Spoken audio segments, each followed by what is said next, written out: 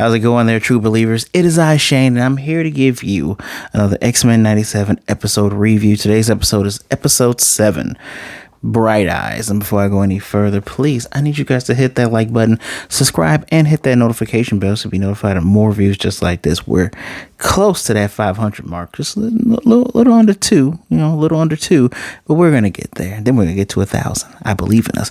By the way, if you want to support me even further, my Patreon link is in the description below. So let's talk about this title, Bright Eyes.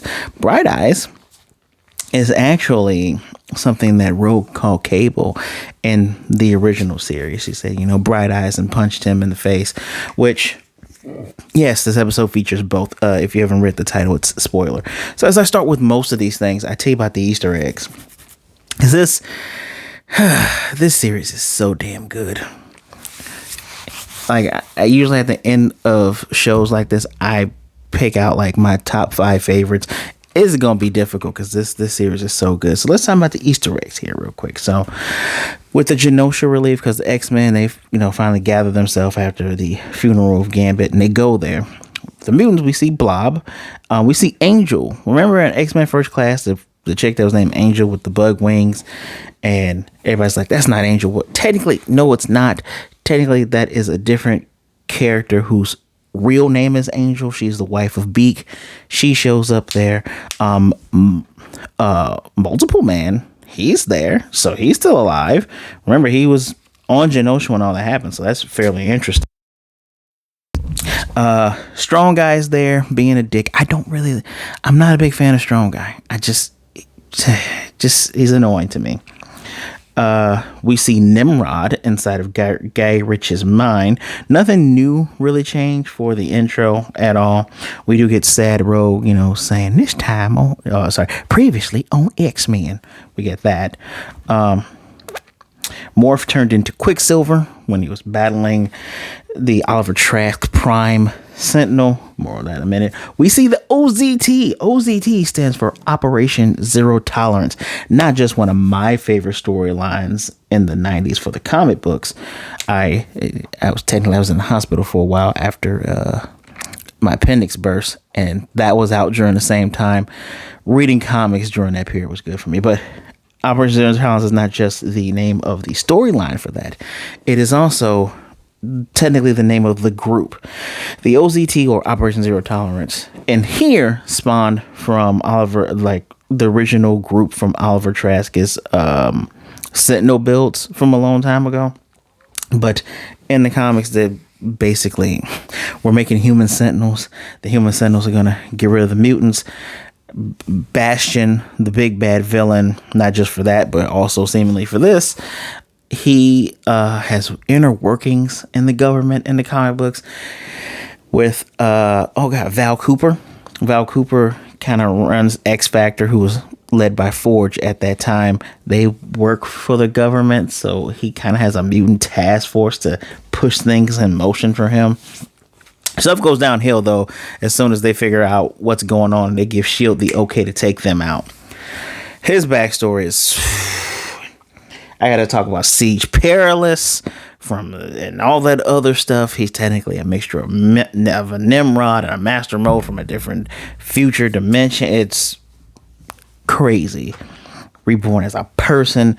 But yeah, no, he is a thorn in the X-Men side for many, many, many years, many decades, many storylines. I think the last one was Second Coming. I know he was in X-Men Blue for a while, but the last thing I remember him in was Second Coming. So, yeah. Operation Zero Tolerance. Saying OZT. The next 3 episodes, part 1, part 2, part 3 is, Tolerance is extinction. There's zero tolerance. You get it. Emma Frost survived, just like she survived the original Genosha massacre by activating her secondary mutation, turned into Diamond. They find her in here. Initially, it's a really sad time for Scott, because when Jean said, she senses another telepath, and that was the hope, funny word there, hope, that they all needed. Just finding another survivor. And voila, they found her. So So glad Emma's alive, because I have a feeling that I know where this series might end off for us to get to season 2. I got a feeling. Please hire Bo DeMaio back, Marvel. Please. I don't know what the issues you guys had. Hire him back for a season 3 so I can get a season 4 and we can wrap. I'm praying for 5 seasons for this, so please don't mess this up, Marvel. Anyway, where else am I at here?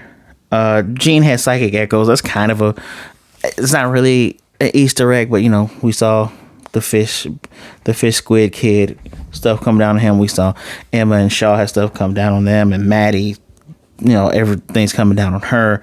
So that's why I was like, damn, Emma is actually dead. But no, they found it inside the Citadel, because no one can get through there without worrying about the stuff falling. So of course Jean and Scott, I hate to call them the demolition experts, but they can pretty much get through and move stuff easily. I mean, concussive beams and having the remnant power of the Phoenix. Yeah, that's easy for them. I'm gonna get to this art imitating life in a second. We see Captain America in here, has a little jaunt with Rogue because he's looking for Guy Ritchie as well, because he says Genosis's not just a mutant massacre, it is a shame upon all of humanity, right? It's just a travesty.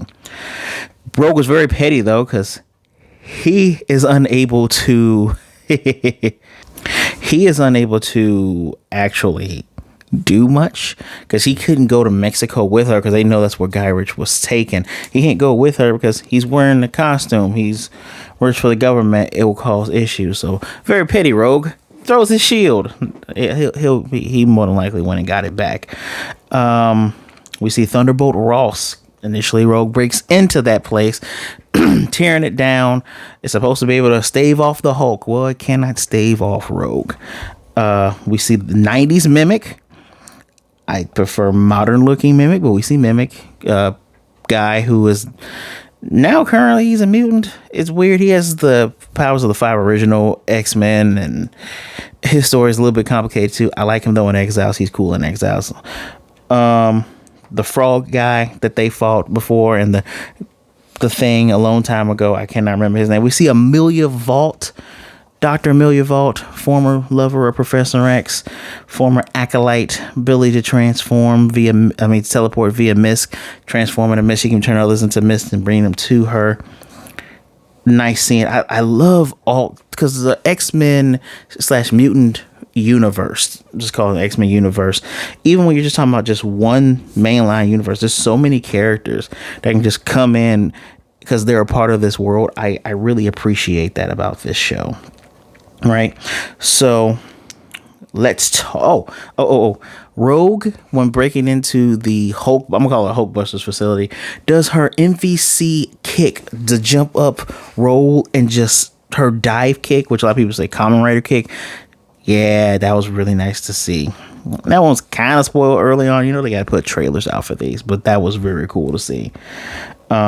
Josh Keaton plays Captain America. He plays Captain America in What If, since they can't get Chris Evans because it probably costs a lot of money, or they're just being cheap. But yes, Cyclops talked to the president, and I'll do this art imitating life part first. So the president on Holo call with Cyclops, and he's like, help us out here, because the UN won't send more people to excavate because they haven't found any survivors ever since. And he's asking Cyclops to have patience because he is doing a political dance while people are worried about mutant human war. Cyclops is like, if you look at your headlines, you can see your patience there. Like, you're worried about optics, and he even says to Cyclops optics, which is funny because Cyclops does optic blast. And President makes a good point here. He's saying, it's better for me to play it like this so somebody else doesn't get in here and doesn't have, sympathy for the plight that you guys are going through. He's thinking about the polls, and he's thinking about the long run, which it sucks to say that, but that's how it goes. Kind of something that's going on right now, since we are technically in an election year in 2024, right? Just Gotta look at the broad scope of things. This may suck now, but it can get really, really much worse if you don't do anything or if you do the wrong thing. Hint, hint, wink, wink to everyone out there. Now, the one thing that I really love, Bodemayo does such a good job of, it's not a really juxtaposition, but it's kind of like a parallel. It's a parallel because the episode 5 Genosha massacre, if you go back and listen to, or not listen to, but read what Bodemayo has said he based that off of, he's basing it off of like the gay nightclubs being, shot up and bombed and things like that, based on also his real experiences with having to deal with that, right? Black gay men, right? And I'm sure there's like one or two other things with that, church shootings, X, Y, and Z. So when Beast is talking to Trish Trilby, who they kind of got a sweetheart thing going on here, she have a soft spot for the blue guy, because she even turns away her camera to just have one-on-one with him. And, she's saying people are worried because mutants are taking to the streets. And he says a thing that many people during 2020 don't seem to remember. Riots are the language of the unheard. Martin Luther King said that, right? And Beast is very annoyed, very pissed at what she's saying, because she's saying, so in order for us to keep your tolerance, we need to just do things to make you feel safe. Meanwhile, we're being attacked, we're being killed. We're in a place where massacres happen, where we have tons of memorials erected while people are going through the rubble. There's even a young mutant girl who turns into a bird. I don't know if she's actually someone that I should know. She has green hair. She turns into a green parakeet. She's mourning Callisto and Leech. Their pictures right there. And Beast is looking at all this. And while Trish Trilby insists that that's not what she means, he's like, no, that's literally what you're saying. Instead of calling her Trish, he calls her Miss Trilby before he leaves. But that is art imitating life to the highest order. I'm talking about going back to 2020, after George Floyd, Breonna Taylor, what is my guy called? Ahmaud Arbery. The things that heighten there. And so you have people who are protesting. And unfortunately, there will always be bad apples during protests, right? Protests can break out into rioting because of bad apples, or because of people infiltrating the protest to make the protesters look bad. People for some reason fall for that shit every single time. And it's probably because they're uncomfortable with the subject matter of the protest. Again, X-Men was made to reflect the civil rights movement. So if you have an issue with anything that this episode has done, or anything that I have to say, you're not really an X-Men fan. You can just kick rocks. As I'm saying, I appreciated him saying something like that, because it's linking together things that need to be linked. And it is insane that, well, if X-Men were real, that probably would happen. People have an issue with mutants protesting because, oh man, millions upon millions of them got murdered, but oh no, we're afraid. Half of the mutants in like the Marvel universe, a good amount of them don't actually have a power. They just look different and they just have a different gene. That's a little fun fact there. So those are all my Easter eggs, my cameos. The crux of this episode was Rogue going on a warpath throughout the United States. The little tiff with Cap. She does find Gyrich, and that's where I told you she saw Nimrod when she did the little mind thing on him. Not Nimrod. Gyrich was killed by Bastion, who obviously has power. He comes in and he's messing up the radio. He turns on a jukebox. Which I'm gonna talk about the jukebox part later. With Purple People Eater. I cannot wait to talk about that part. But Nightcrawler eventually catches up with Rogue when she wakes up there, still in Mexico. It appears to be Day of the Dead. I can't really tell when in time this is. I don't think this is October, but in Mexico they're honoring their dead there, and Kurt is more or less getting her to open up about her grief, because Kurt was the clergyman for Gambit's homegoing. Even saying Gambit thought because of his past he couldn't be a hero, but he's like, one of Gambit's tales is that he's modest. And he was a hero and he did heroic things, right? Honoring that man. So Gambit dead, y'all. Another thing, I think I said this in episode at the end of my 5 review. Maybe I didn't. If you don't ever see a body, the person might not be dead. I'll leave it at that until I get to the end. And he even tells Rogue, you're not just mourning Gambit. You're mourning 2 people. You're mourning Magneto as well. You know, they didn't die because of you. They died, you know, saving you. You also helped them live. So she breaks down. Her team is there. It was a nice moment. She finally got that moment. But she still straight up kills a dude. Like, she kills Gyrich, who tries to kill himself, who did get in contact with the X-Men, because we saw him running at the end of episode, was that the end of episode 5? Yeah, this is episode 5, from Mr. Sinister, in whatever place this is that Bastion is holding up base. I do like the fact he told them how to get in there. He used a sleeping gas to knock out everybody. They're on Madripoor, by the way. They're in Madripoor. Even says, by the way, the diet soda is always stocked. That's how they get in and out. And this whole entire facility is super high tech. Basically Sentinels, humanoid Sentinels. They're turning people into Sentinels. Because he's going to kill himself. Because he never intended for the Sentinels to kill people.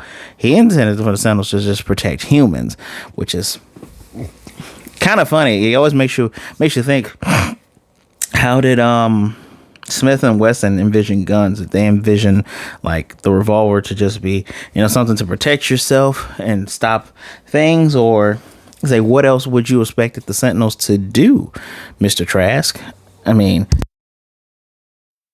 what else would there be for them to do, right?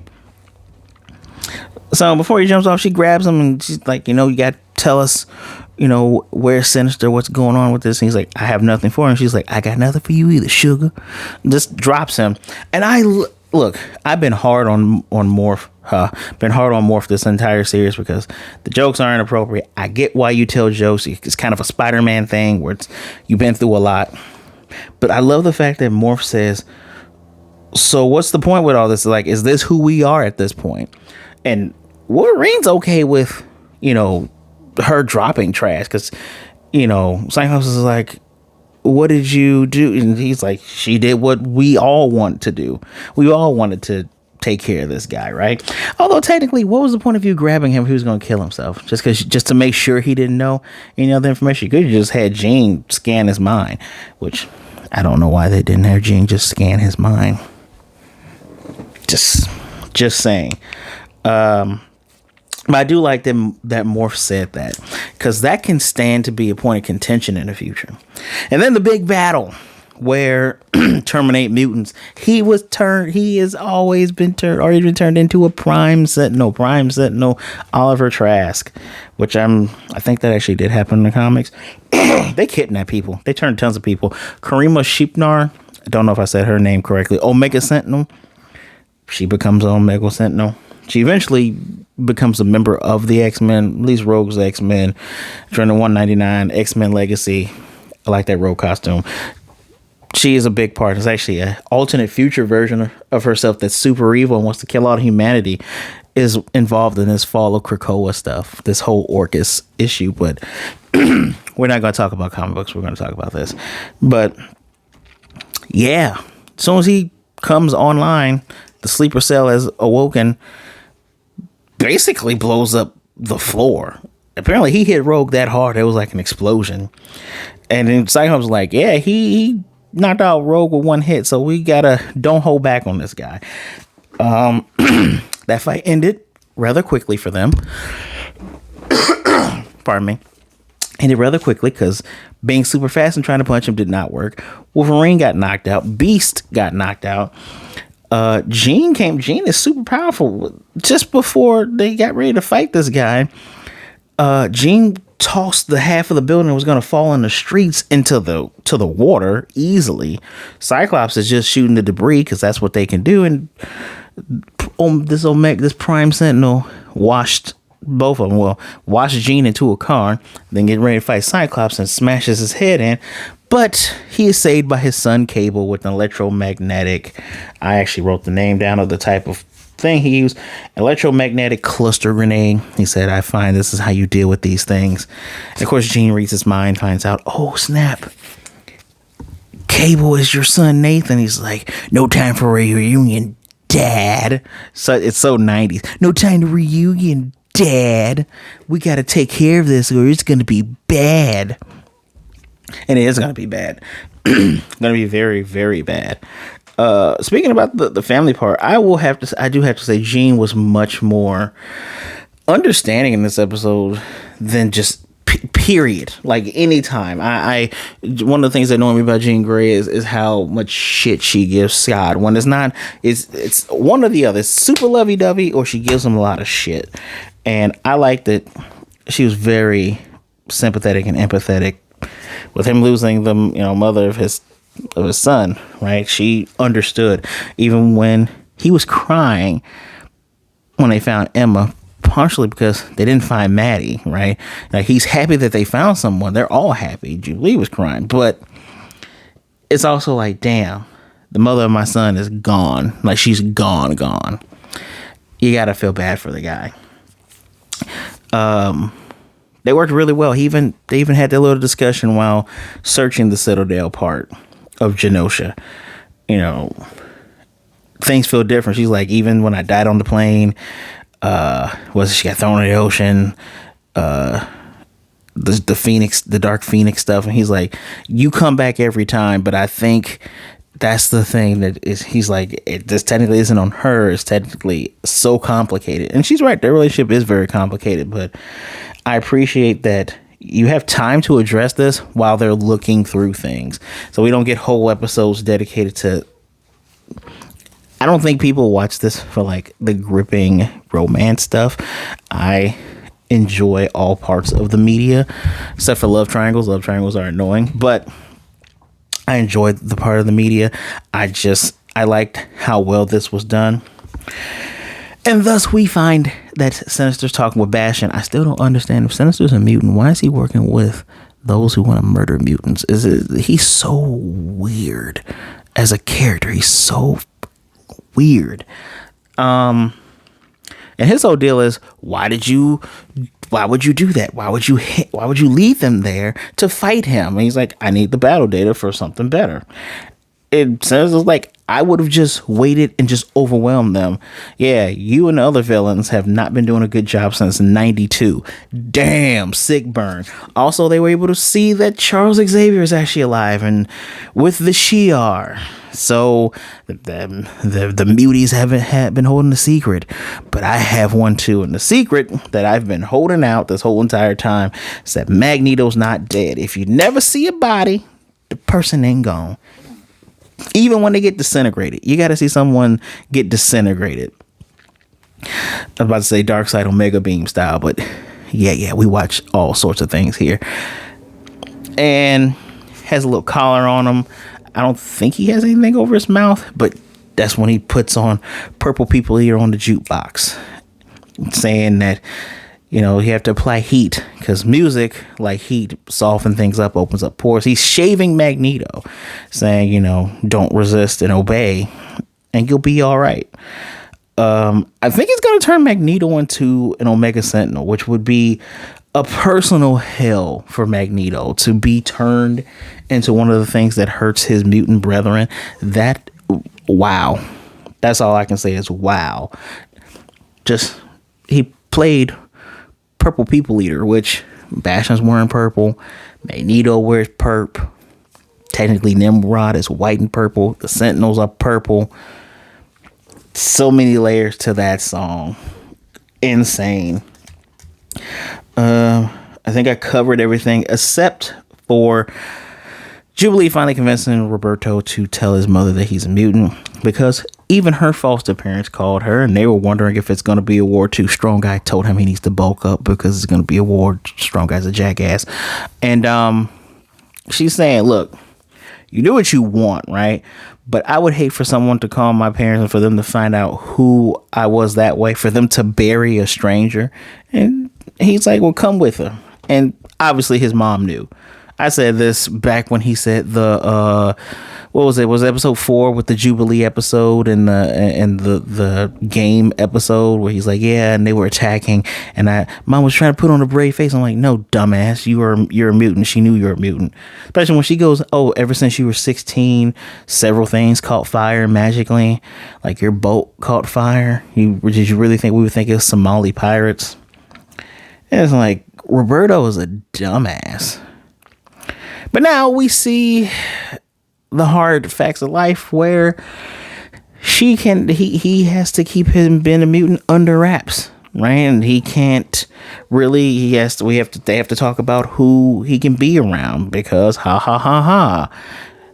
mutant situation is tense, and the board of directors for their company, Nina, is like, yeah, we have to talk. So while she drinks wine, they drink spritzers. I don't know where that's gonna end up. I can see Roberto easily, I don't want to say disowning, not disowning per se, but like taking a step back, saying, look, I finally accepted who I was to tell you who basically coming out of the closet, but I'm not going to pretend anymore. I can see that, and him finally turning into the sunspot that we know, with the full burning skin and then the literal sunspots popping around him. Looking forward to that. Man, I wonder if we're going to get some version of X-Force. We have Cable. We have Sunspot. We don't have Cannonball or Boom Boom or Magma, but we can fix that. Now, prediction time. Prediction here. I've kept you guys here long enough. Here's my prediction. I am super predicting at the end of Zero Tolerance, there was a bomb in Cyclops' chest. And after Dr. Cecilia Reyes got it out, another amazing, she's a Afro-Latina character, another great character. After they get it out, him and Phoenix, Jean, they go to Alaska, which they've already done in the series, but they go to Alaska to just take some time off. I'm predicting, because this is 3 episodes, predicting he's going to get beat the hell up so bad, and they're going to have to take a break. I have a feeling that in episode 2 that Bastion and Sinister are going to reveal to the world that, oh yeah, by the way, Charles Xavier's alive. They've been lying to you. I think Magneto's going to be turned into a Omega Sentinel, and Rogue's going to be the one to have to kill him. But I think when we get this break where Cyclops and Jean have to take a break, and I don't think anybody else is going to die, but I have a feeling that this is where we get our team shake up. Like, Emma has her second transformation, so maybe for season 2 you bring Emma Frost in, you have Logan, you still have Jubilee, maybe we bring in, we've been seeing Magic and Colossus everywhere, maybe bring in one of them, maybe we bring in somebody new like Kitty Pryde. I don't know, maybe we get a little bit more X Factor stuff. I do think that if Storm doesn't show up next episode, she'll probably show up 3rd episode because she's a heavy hitter. She comes in with Forge and the other X Factor, and it's like wind and rain. She'll probably end up coming in that way. Another future prediction. Seeing Captain America here, that Avengers show in the 90s that had that team from the 90s, what was it? Hawkeye, Scarlet Witch, Quicksilver. I think Cap was there. I don't think War Machine was in that team. I'm trying to remember who else was on that team. I know it was Cap. It was I call it a crazy lineup. It was a lineup that's just like, wow. If you look at it now, you'd be like, wow. I have a feeling that this could splinter off and do an Avengers series in the 90s. It could work. I mean, Wonder Man was in that show. And Beast and Wonder Man are best friends. You can see Beast maybe taking a break and going over there to hang out with Wonder Man, and Forge being the tech guy for a while. I love it because Nightcrawler has seamlessly can't come in here seamlessly. Nightcrawler is such a good moral compass. You know, he's not pushing his religious beliefs, but he is a wonderful reflection of what they should be, instilling hope and being the one to not judge, but saying, I believe in you. I believe in something deep within you. I love that interaction he had with Rogue, her saying you got the short end of the straw with adoptive sisters, but he accepts her for whom she is, and I love that. So if we can get a little bit more shuffle going on, that'd be great. Storm will probably go off with Forge and probably either make X-Force or make a new X Factor. Who knows? But this episode gets a 5 out of 5. This was great. This hit so many beats. No two episodes have ever felt the same. And this was really, really, really good. Really good. Just the kickoff to basically the finales. Chef's kiss. Let me know what you think in the comment section down below, please. I know I've gone on long enough. I appreciate you standing by listening to me talk about this. Do not forget to hit that like button, subscribe, and hit the notification bell to be notified of more reviews like this one. Wow, true believers, we're gonna have an interesting 3 weeks on our hand. Please be good, be blessed, wash those hands, drink some water, stay safe out there, be good to yourselves, be good to others. Either way it goes, please don't be a jerk. All right, we have too many jerks in this world. As with all things, there are people out there that care about you, that would rather talk to you today than to miss you and mourn you tomorrow. Reach out to someone, talk to someone. I implore you, my social medias are in the description below. Feel free, give me a follow, send me a message, say hi, say you came here from the channel. Just don't be a jerk and we'll be good. All right. Until next time, true believers, I can't wait to see how this is solved. Excelsior.